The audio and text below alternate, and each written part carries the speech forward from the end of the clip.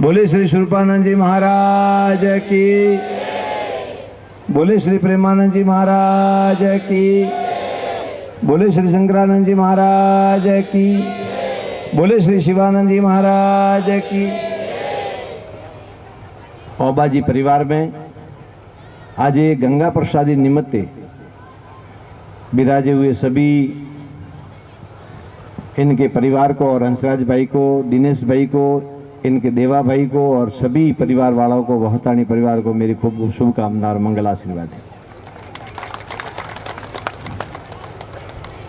साथ ही हमारे समाज के रत्न ऐसे युवा नेता आपके सामने जिला प्रमुख अर्जुन भाई विराजे हुए हैं, उनको भी मेरी खूब खूब शुभकामना और आशीर्वाद। हमारे समाज के बहुत ही अग्रणी और होनहार युवा ऐसे थानेदार साहब,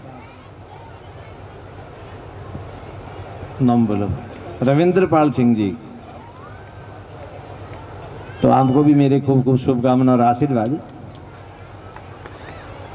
आज के इस कार्यक्रम में वहतानी पर समस्त परिवार को और उनके भाईपा को यानी व्यास परिवार को और जितने भी वासाड़ा नगर में रायतला परिवार और अन्य परिवार रहने उन सभी को मेरा आशीर्वाद। बत्रीसी समाज माती उनके रिश्तेदार, उनके परिवार के लोग जो भी आए, माता बहनें आई हैं, उन सभी को भी मेरा खूब खूब आशीर्वाद। आज के पावन प्रसंग पर 37 कौम के जितने भी प्रेमी स्नेही मित्र इनके आमंत्रण को मान देकर पधारे हुए उन सभी को मेरा खूब खूब आशीर्वाद। मैं आप सभी के प्रति गुरु महाराज धुनीवाला को वंदना करता हूं, प्रार्थना करता हूं कि आप सब पर हमेशा गुरु महाराज की कृपा बनी रहे और आपका भविष्य खूब शुभ मंगलमय हो। सज्जनों, आज का प्रसंग, आज का विषय गंगा प्रसादी का है और गंगा का क्या महात्म है। प्रत्येक हिंदू को गंगा यात्रा करनी चाहिए, जीते जी गंगा यात्रा करनी चाहिए और अगर जीते जी संभव नहीं हो तो उनके पुत्रों द्वारा भले परपोतों द्वारा किसी परिस्थितिवश आप नहीं जा पाए हैं तो उनके फूल लेकर आप गंगा में अवश्य प्रवाहित करें, क्योंकि इस देश में जन्म होना हमारा सौभाग्य है और माँ गंगा में फूलों को समर्पित करना और विलीन करना पंचतत्वों में, ये भी हमारा बहुत बड़ा सौभाग्य है कि इस संस्कृति को और इस परंपरा को हम मानते हैं। सज्जनों, किसी कारण से आप नहीं जा पाओ तो उसके जो फूल होते हैं उनके फूल शमशान में से दूसरे दिन लाके आप उस फूलों को आप रख दोगे, बांध दोगे और जब भी समय मिले 2 महीना, 4 महीना, 6 महीने के बाद में आप जा सकते हो। और अगर आप नहीं जा पाते, आप सक्षम नहीं है, तो कोई अपना परिवार का परिजन जा रहा है या कोई भी जा रहा तो उसके साथ में भी आप भेज सकते हो। लेकिन माँ बापों के और प्रत्येक जो हिंदू हैं उसका जो फूल है, अस्थि जिसको बोलते हैं, वो गंगा में प्रवाहित होनी चाहिए। ये हमारी सांस्कृतिक विरासत है। भले आप गंगा प्रसादी करो या न करो, अगर सगवड़ है, सुविधा है तो कर सकते हैं, अगर सगवड़ सुविधा नहीं है तो नहीं कर सकते हैं, कोई ज़रूरी नहीं है। लेकिन फूल अब से मतलब अस्थियों को माँ गंगा में प्रवाहित करें। अब दूसरी बात, मैं 2-3 बातें आपको मुद्दे की कह रहा हूँ।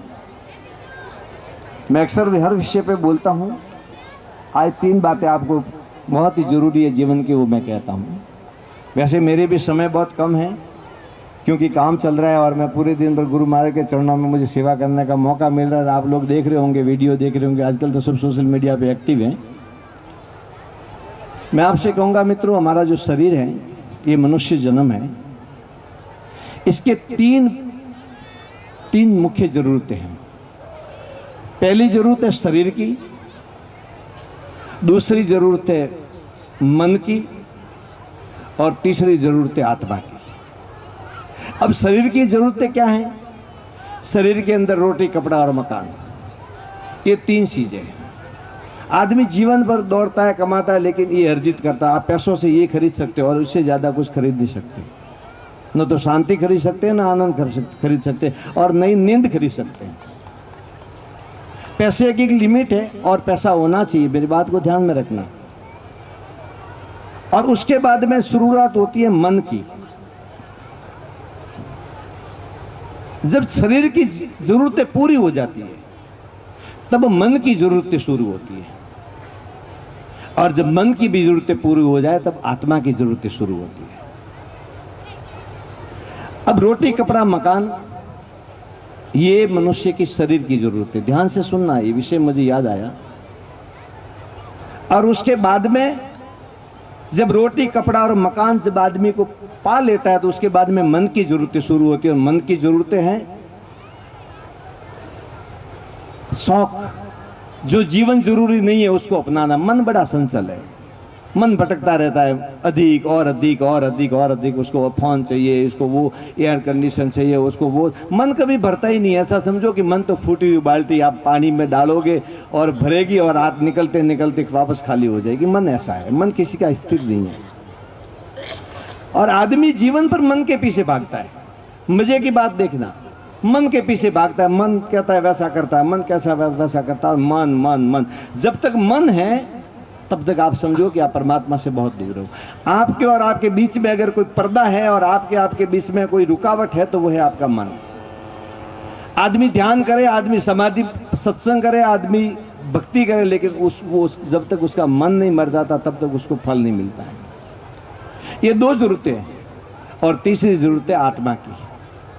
लेकिन याद रखना, जब पहले शरीर की जरूरतें पूरी हो जाती, मेरी बात को ध्यान से सुन लेना जितने भी बैठे हुए लोग हो वो सब, जब शरीर की जरूरतें पूरी होती हैं तब जाके आप मतलब मन की जरूरतें पूरी कर पाओगे। पहले शरीर को चाहिए कि शरीर की जरूरतें पूरी हो। शरीर की जरूरतें पूरी कैसी होगी? मैं अक्सर कहता हूं कि समाज समृद्ध होना चाहिए और ये समाज आर्थिक स्थिति से बहुत मजबूत होना चाहिए। अगर आपकी आर्थिक स्थिति कमजोर है, आपका मन बिल्कुल परमात्मा में है, आप परमार्थ करना चाहते हो, सत्संग करना चाहते हो, सब कुछ करना चाहते हो, लेकिन आपकी स्थिति अगर वो नहीं है तो आप नहीं कर पाओगे। आपकी बात, मन की बात मन में ही रह जाएंगी। कितने ही परिवार में लोग बैठे होंगे जिनके भी माँ बाप गुजरे होंगे, लेकिन वो गंगा जी न जा पाए क्योंकि आर्थिक स्थिति उनकी कमजोर थी। और जिनकी आर्थिक स्थिति कमजोर है वो गंगा जी भी जाते हैं और पुष्कर हरिद्वार चारों धाम करवाते हैं अपने माँ बापों को। आर्थिक स्थिति मजबूत बनाओ। युवाओं से कहता हूं कि समाज को अगर आगे बढ़ाना है तो आपकी आर्थिक स्थिति मजबूत होनी चाहिए। इकोनॉमिक, आप फाइनेंशियली आप बहुत मतलब स्ट्रांग होने चाहिए। समाज छोड़ो, कोई राष्ट्र भी अगर गरीब है तो उस राष्ट्र की कोई सुनता भी नहीं है। आज बहुत सारे गरीब राष्ट्र, कोई विचारों के नहीं सुनता है। इसलिए धन बहुत जरूरी है और उसके लिए कमाओ, पैसे कमाओ, दुनिया में जाओ, कहीं पर भी जाओ, किसी भी कोने में जाओ। जो अपने को शोभा देता है, गलत रास्ते से नहीं, अपने को जो शोभा देता है उस रास्ते से कैसे भी करके कमाओ और बंगले बनाओ, गाड़ियां लाओ, माँ बापों की सेवा करो, अपने कुटुंब परिवार को प्रकाश में लाओ और उनका नाम रोशन करो। ये पहली जरूरत है। दूसरी जरूरत है मन की। मैं आपसे कहना चाहता हूं, मन का कोई अंत नहीं है। मन अनंत है। मन ऐसा है कि जैसे गाड़ी की हेडलाइट होती है, रोशनी होती है, वैसा है मन। जैसे जैसे गाड़ी आगे जाएगी वैसे वैसे रोशनी भी आगे जाएगी, गाड़ी जाएगी रोशनी भी जाएगी, कभी समाप्त नहीं होता। किसी ने अगर छाया को पकड़ा है तो मन को पकड़ पाएगा। छाया को आप कभी पकड़े हो नहीं पकड़ पाओगे। इसलिए मन का कोई अंत नहीं है। इसलिए मन की संतुष्टि के लिए, मन की शांति के लिए सत्संग बहुत जरूरी है। अगर सत्संग नहीं है तो आपका जीवन समझो, पहला स्टेज तो मैंने बता दिया। अब दूसरा स्टेज, अगर उस पैसा कमाया लेकिन सत्संग नहीं है तो भी आपका जीवन अधूरा है। बात ध्यान से समझना। अगर सत्संग के बगैर क्या होगा? सत्संग के बगैर आप भटक जाओगे। कहते हैं कि बिन सत्संग से इंसान भटकते देखे हैं, बिन सत्संग के इंसान भटकते देखे हैं। आम आदमी की तो बात क्या, बड़े बड़े सुल्तान भटकते देखे हैं। राजा महाराजा भी भटक जाते हैं बगैर सत्संग के। इसलिए तुलसीदास जी महाराज कहते हैं कि संत समागम हरि कथा, तुलसी दुर्लभ दोए, सुत द्वारा और लक्ष्मी तो पापी के भी हो। ये सत समागम और हरि कथा ये बहुत जीवन में जरूरी है। वर्तमान के समय में हमारे युवा, हमारी युवतियां, लड़कियां, समाज की बच्चियां पढ़ लेती है, लिख लेती हैं, सब कुछ कर लेती हैं, बच्चे पढ़ लेते हैं, लेकिन धीरे धीरे धीरे धीरे उनको सत्संग नहीं मिलता है, सही उनको दिशा नहीं मिलती है। तो वो बच्चे रास्ते से भटक जाते हैं और फिर कहाँ जाके उनकी मंजिल होती कोई नहीं कह सकता। इसलिए मैं समाज बंधुओं से, राजपुरोहित समाज से और जितने भी सतीसी कौम से कहना चाहता हूँ कि अपने अपने बच्चों को आप शिक्षित बनाइए, लेकिन साथ साथ में संस्कारित भी बनाइए। और संस्कारित तब आएंगे जब आपको सत्संग मिलेगी।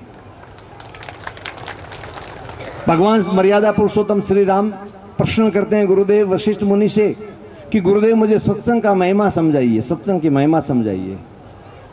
तो वशिष्ठ मुनि कहते हैं कि हे राम, सत्संग की महिमा इतनी अपार है कि मैं समझा नहीं सकता, लेकिन एक बात इतनी मैं जरूर कहता हूं कि चांडाल के घर की भिक्षा मिले, सांडाल के घर की अगर भिक्षा मिले और मुझे ठीकरे में खानी पड़े तो भी हे राम, वशिष्ठ मुनि कहते हैं कि हे राम, सांडाल के घर की भिक्षा मिले और मुझे ठीकरे में खानी पड़े, लेकिन मुझे सत्संग मिलती हो तो उस सत्संग में सुनने के लिए जरूर जाऊंगा। इसलिए गोसाई कहते हैं कि संत समागम हरि कथा तुलसी दुर्लभ दोए, सुत द्वारा लक्ष्मी तो पापी के भी होए। ये मन की जरूरतें, जब तक मन समाप्त नहीं हो जाता तब तक जरूरतें रहेगी। इसलिए मन का कोई अंत नहीं है। आप बैठ जाइए। मन का कोई अंत नहीं है, क्योंकि मन अनंत है। ये मन ही है कि आपको जन्मा जन्मा में भटकाता रहा है। मन, एक बात मुझे बताओ कि किसी के मन की इच्छा पूरी हो गई हो तो कोई आदमी ढूंढ नहीं सकता। हाँ, अगर आप समाधि में चले गए, गुरु महाराज जैसे द्रविधाम के अंदर पड़ला वाला गुरु महाराज हुए, नव दिन बांदोड़ा खा के जीवित समाधि में गए, आप समाधि में चले गए, आपकी मन की अवस्था समाधि में चले गई। स्वरूपानंद जी दाता ने जीवित समाधि ली, उनकी मन की अवस्था समाधि में चली गई। प्रेमानंद जी दाता ने जीवित समाधि ली, उनकी अवस्था समाधि में चली गई। जब तक मनुष्य समाधि को उपलब्ध नहीं हो जाता तब तक मन समाप्त नहीं हो जाता। मन के सारे समाधान समाधि के अंदर आते हैं। और मन रहेगा, जब तक मन है तब दुख रहेगा। कोई आदमी ये नहीं कह सकता कि शरीर है और दुख नहीं है। किसी को कोई तकलीफ, किसी को कोई तकलीफ, किसी को तकलीफ। आप गांठ बांध लेना, दुनिया का कोई वेद, दुनिया का कोई तांत्रिक, दुनिया का कोई जादूगर आपके जीवन में कभी समस्या समाप्त कर ही नहीं सकता। समस्या हमारे मन में होती है। अगर मन में समाधान आ जाता है तो समस्याओं का सारा समाधान आ जाता है। तीसरी चीज कहूंगा आत्मा की। पैसे कमा लेना, धन कमा लेना, बंगले बना देना, लग्जरीज गाड़ियां ला लेना, नाम रोशन कर देना, शिखर पे चढ़ा देना, और करना जरूर। आए हो तो ऐसे कैसे खाली भिखारी की तरह मर मत जाना, कुछ करके जाना। आए वैसे के वैसे चली गए, ऐसा मत करना। उसके बाद मन की जरूरतें भी पूरी कर देना। जब तक मन की जरूरत पूरी नहीं करता तब तक आत्मा तक आप पहुंच ही नहीं सकते। मन की जरूरतें भी पूरी कर देना। मन की जरूरतें की पूरी की गोपी चंद ने, मन की जरूरतें पूरी की भरतरी ने, मन की जरूरतें पूरी की गौतम बुद्ध ने, मन की जरूरतें पूरी की पार्श्वनाथ ने, आदिनाथ भगवान ने, शीतलनाथ भगवान ने, कुंथुनाथ भगवान ने, नेमिनाथ भगवान ने, महावीर स्वामी ने, अजीतनाथ ने, संभवनाथ ने, सुमतिनाथ ने, सारे के सारे जैनों के 24 तीर्थंकर है, वो सारे के सारे सम्राट थे और राजा थे। उन्होंने शरीर की भी जरूरतें पूरी की और मन की भी जरूरतें पूरी की। और जब दो जरूरतें आपकी पूरी हो जाए, शरीर और मन, उसके बाद में आत्मा की भूख लगती है। अगर बंगलों में सुख होता, मैं दूसरी बात पे आ रहा हूं, मेरी बात को समझना बड़ा मुश्किल है। अगर बंगलों में सुख होता, पदों में सुख होता, तो गोपीचंद भरतरी जंगलों में नहीं जाते। लेकिन उन्होंने अपनी शरीर की भी जरूरतें पूरी की, मन की भी जरूरतें पूरी की। और जो दूसरे संत दुनिया में हुए, जैसे कबीर साहब हुए, रैदास हुए, दादूदास हुए, रामकृष्ण परमहंस हुए, संत ज्ञानेश्वर हुए, ऐसे जो महापुरुष हुए, उन लोगों ने पूर्व में ये सब देख के पूरा मन की जरूरतें पूरी कर दी। खाली एक जन्म बाकी रहा था, वो पूरा करके समाधि में चले गए। ये दूसरी जरूरतें। और तीसरी जरूरत, ये मनुष्य जीवन बहुत ही दुर्लभ है।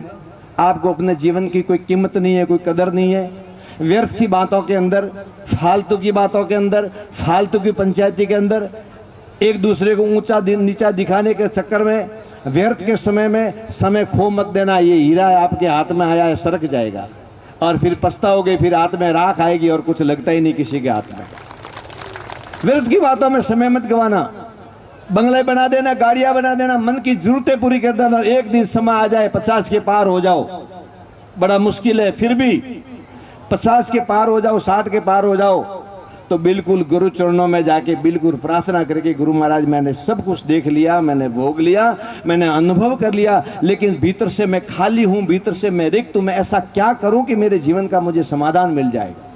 और फिर गुरु शरणों में रह के ध्यान द्वारा आगे की यात्रा को तय करना, नहीं तो ऐसे कैसे खाली चले जाओगे, फिर ऐसा जीवन मिलेगा नहीं, फिर पता नहीं किस योनि में आओगे, कहाँ जन्म लोगे। इस बार तो भारत में आए, हो सकता है दूसरा आपका अफगानिस्तान में जन्म हो जाए, अमेरिका में हो जाए, कोई तय नहीं है। इसलिए इस मनुष्य जीवन को व्यर्थ में मत गंवाना। ये मेरा इस आत्मा के लिए, इस शरीर के लिए संदेश है। और दो बातें मैं समाज के लिए भी कहना चाहता हूँ। समाज बैठा है, समाज की जाजम है। आज वर्तमान समय के अंदर पारिवारिक जो मूल्य हमारे और घर के जो हमारे मूल्य होते हैं, जो हमारे बाप दादाओं ने तय किए थे, उस मूल्यों का धीरे धीरे ह्रास हो रहा है। इसलिए घर के अंदर बड़े छोटे का आदर, मर्यादा, एक दूसरे की मर्यादा, उम्र की मर्यादा, पद की मर्यादा और उसकी प्रतिष्ठा की मर्यादा, ये होनी चाहिए। आप इतने लोग आए, ये हमारे प्रमुख साहब आए यहाँ पे, अर्जुन सिंह जी, एक खाली कहने के लिए कह रहा हूँ, डोंट माइंड। आपने उनका स्वागत किया, उनको साफा पहनाया, क्यों पहनाया? इसलिए कि ये पद पे हैं, ये जिला प्रमुख है, ये थानेदार साहब है, आपने पहनाया, उनको वर्दी मिली हुई है। किसी का पद होता है, किसी की प्रतिष्ठा होती है, तो उसका भी मान मर्यादा भी रखना चाहिए। और ये हमारा संस्कार है, ये हमारा संस्कार है। पहले औरतें जाती थी, रास्ते में मिल जाती है तो कोई बूढ़ा व्यक्ति सामने मिल जाता तो औरतें पीछे घूम जाती थी। सर पे पानी होता था, कुछ चीज़ें औरतें पीछे घूम जाती थी। इसका मतलब ये नहीं होता था कि औरतों पे अत्याचार था, उसका मतलब ये होता था कि सामने वाले ने उम्र लिए और उसने सफ़ेदी लिए, और सफ़ेदी के कारण उसको सम्मान मिल रहा है। ये वो एक रिस्पेक्ट होता था, किसी के प्रति झुकने का रिस्पेक्ट होता था। हमारी बहुएं होती थी, हमारी जेठानियां होती थी, एक दूसरे की मर्यादा होती थी। बच्चे होते, माँ बाप की मर्यादा होते। अब समय आ गया खराब, माँ बाप को तो बच्चे कहते हैं, अरे तुम चुप रहो, तुम्हारे को पता नहीं है। माँ बाप को चुप करवाते हैं। अरे नालायकों, ऐसे बच्चों का क्या काम जो अपने माँ बापों का सम्मान नहीं करते हो। उन्होंने सुख दुख में बड़ा किया, आपको दूध पिलाया, आपको बड़ा किया, आपको शिक्षा दी, आपको पढ़ाया लिखाया, अपने पैरों पे खड़ा किया, और अब जिनको जरूरत है तब आप उसका आदर करना बंद कर दोगे? क्या करोगे आप? ये आपके संस्कार नहीं है। मातृदेवो भव, पितृदेवो भव, ये हमारे संस्कार है। इसलिए समाज में दो चीज़ों का मैं देख रहा हूँ। एक तो है मर्यादा, वो दिन ब दिन कम होती जा रही है। हर जगह पे मर्यादा कम होती जा रही है। पहले मर्यादा थी, बड़े छोटे की मर्यादा थी, अब धीरे धीरे मर्यादा कम हो रही है। और आप याद रखना, जिस समाज की में मर्यादाएं नहीं होती है, वो समाज ज़्यादा चलता भी नहीं है, धीरे धीरे समाप्त हो जाता है। इसलिए एक दूसरे की मर्यादा रखना, बड़ों की मर्यादा रखना, छोटों की प्रेम करना, ये हमारा संस्कार है। और पांचवी चीज़ अंतिम, हमारे अंदर सहनशीलता बहुत कम हो गई है। सहनशीलता, टॉलरेंस नहीं है बिल्कुल। कोई बड़ा बात कर रहा है, फट कर नाराज हो जाएंगे, झगड़े पे आ जाएंगे, झांसे पे आ जाएंगे। आपको पता है झगड़े झांसे से कितनी प्रॉब्लमें बढ़ जाती है। दुनिया में युद्ध चल रहे, अभी तक युद्ध समाप्त नहीं हुए। आप देख रहे हो रोज टीवी पे, यूक्रेन में चल रहा है, रशिया में चल रहा है। दोनों के इज्जत का सवाल हो गया, दोनों की परिस्थिति खराब हो गई है। युद्ध जीवन का समाधान नहीं है, झगड़ा समाधान नहीं है, विवेक ही समाधान है, आदमी का समझ ही समाधान है। इसलिए छोटी छोटी बातों के लिए लड़ना, छोटी छोटी बातों के लिए झगड़ना, छोटी छोटी बातों के लिए तू मैं करना, छोटी छोटी बातों के लिए भाई का है भाई को दो, जो भी समाज के अंदर जो भी आप सब जब समझते हो। अपने खेत होता है, खेत के अंदर ज़मीन होती है, भाई की होती है। मैं बहुत जगह पे जाता हूँ कार्यक्रम में, इतने पतले पतले मार्ग इतने पतले पतले मार्गों के अंदर कोई आ नहीं सकता, जा नहीं सकता, लेकिन ये पत्थर लगा के बैठे हुए हैं, बस जैसे साथ में लेके जाएंगे वैसे। क्यों पत्थर डाल रहे हो? ये तुम्हारे सर पे पत्थर पड़ने वाले हैं। तुम दूसरों के लिए गड्ढा खोदते हो, खुद ही गिरोगे। इसलिए दुनिया के अंदर ये दो चीज़ें भी बहुत समझने जैसी हैं, मर्यादा और सहनशीलता। आप लोग इस गंगा प्रसादी में आए और गंगा प्रसादी से वापस चले जाओगे, लेकिन एक आप बात याद रखना आप, और मैं आपको सही बात कहता हूँ कि जब आप वापस लौटो तो इतना शब्द याद कर देना सिर्फ, और ज़्यादा कुछ मत करना, समय का अभाव है। कि मैं जिसकी गंगा प्रसादी में आया हूं वैसे मैं भी इस दुनिया से कभी उठूंगा। सिर्फ इतना पकड़ लेना, ज्यादा बात पीछे की छोड़ देना। आप अगर समझ में आ गई तो आ जाए, नहीं आई तो कोई बात नहीं। लास्ट बात मेरी समझ जाना, जब आप यहां से लौटो अपने अपने घर तो समझना कि मैं आज किसी की गंगा प्रसादी में आया था और मैं भी एक दिन दुनिया से उठूंगा और यही रास्ता होगा, यही पेड़ होंगे और इसी रास्ते से मेरी गंगा प्रसादी में कोई न कोई जरूर आएगा। मैं सदा के लिए दुनिया में नहीं हूँ, मैं मेहमान हूँ, मुझे चले जाना है। इस बात को अगर दिमाग में उतार लिया तो जीवन के आधे पाप आपके नष्ट हो जाएंगे। जीवन के आधे पाप नष्ट हो जाएंगे। मनुष्य को सब कुछ याद है लेकिन मौत याद नहीं है।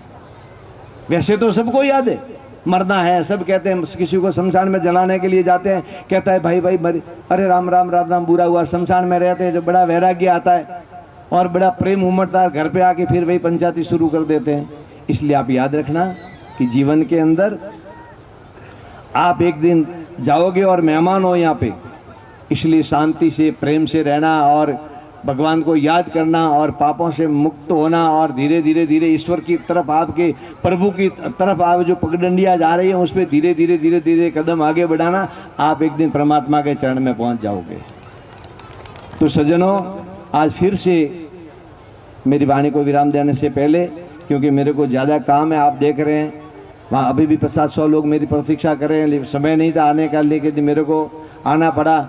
और ये रावणा के किंग बैठे हुए सब यहाँ पे, बराबर ने, तो इन्होंने भी मतलब झारो पानी कीधो भाई, क्या करनो है, बस अपने हलवाई दियो। क्या तो हूँ आवता पहला के हूँ गया बाद में, अटे वाजरो हरिओम, बस साधु वेदा एक पग माता की कर ऊपर हाले माला फेरे जीव, बराबर। तो आप सब लोग आनंद ले जो, माता बहना बैठी वे आनंद ले जो, भगवान रो नाम ले जो। और अन परिवार ने अटे बिराजीड़ा भक्तों ने, गुरु महाराज धोनीवाला ने तो प्रणाम करता था कि आप सब ने मारा घना घना आशीर्वाद है और आप सबरो कल्याण वेजो, आप सबरो भलो वेजो। और मारे हाथे जय घोष एक वाला धर्मरी करो परी, पछी अन परिवार कोई ओडामणो करना है, कोई मतलब लेनो है, कोई देनो है। मारे कौम है थई दातड़ो ले लेने फरेरिया, थोड़े घरे कौम है, कोई नवरा हो नहीं, बराबर। तो પછી આપણે दगलो कार्यक्रम, सामाजिक कार्यक्रम चालू करो। धर्म की ऊंचे हाथ करके भगवान का नाम लेके, धर्म की, अधर्म का, अधर्म का, प्राणियों में विश्व का, विश्व का। बोले पार्वती पते हर हर महादेव।